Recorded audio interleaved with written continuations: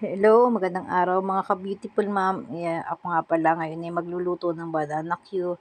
At ito nga, pinainit ko na yung mantika at nilagay ko na yung saging. Ito nga palang saging na ito ay binili ko lamang do sa aking kapitbahay. At saka at hinog na pala kaya aking ngayon ay aking lulutuin na kasi pag pinabukasan pa ito ay magiging overripe na at hindi na magandang lutuin.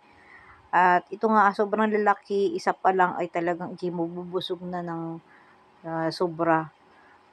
Ito nga pala ay aking ibebenta at ang may naman ngayong araw na ito. Madami nga pala ito kaso nga lang ito lang yung hinog. Ang aking plano sana dito ay aking lalagain lamang. Pero marami kasi ang hinog at yung aking pinagbilhan ay binigyan ako ng maraming hinog. Yung iba hindi na pinabayaran. Kaya ito nga aking binana yun naman. At marami ko rin namang mantika at saka mayroon pa akong asukal kaya ito aking banana Q at ititinda ko sa school at saka marami rin namang bibili dito. At ito nga ay pula na yung saging. Pinaghati ko nga pala kasi hindi ko masyadong mahalo sa kawali kasi sobrang lalaki at saka madami. Kaya ito nga at nilagyan ko na ng asukal. Ayan, at saka medyo mapula-pula na. Masarap talaga itong banana Q na ito pag maraming asukal. Saka siyempre, yung maganda yung pagkaluto nito. Nga pala lang kasi si Talia ay umiiyak. Kasi nga nagluluko kasi nga si Talia ay inaantok na. May ginagawa po ako kaya pinaano ko na.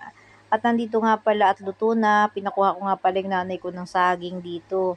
At ito nga pala yung second batch na lulutuin ko. Yung habang ako nga pala nagluluto dito ay si Talia iyak ng iyak.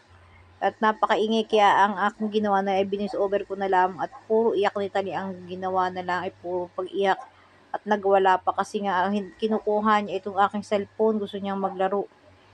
Matagal na siya nag-cellphone, isang oras na kaya pinipig. At ito nga habang ako ay nagluluto, may bumili naman ng siomay. Ito nga pala yung pinakamabili sa akin siomay. At marami kong stock sa rep ng siomay. At minsan nga ay talagang ito ang mabilis maubos. Yan nga, toasted na yung siomay at aking ilalagay na sa baso. At ako nga pala ay mayroon dito chili sauce, at saka bawang. Ito yung sarili kong gawa na chili sauce.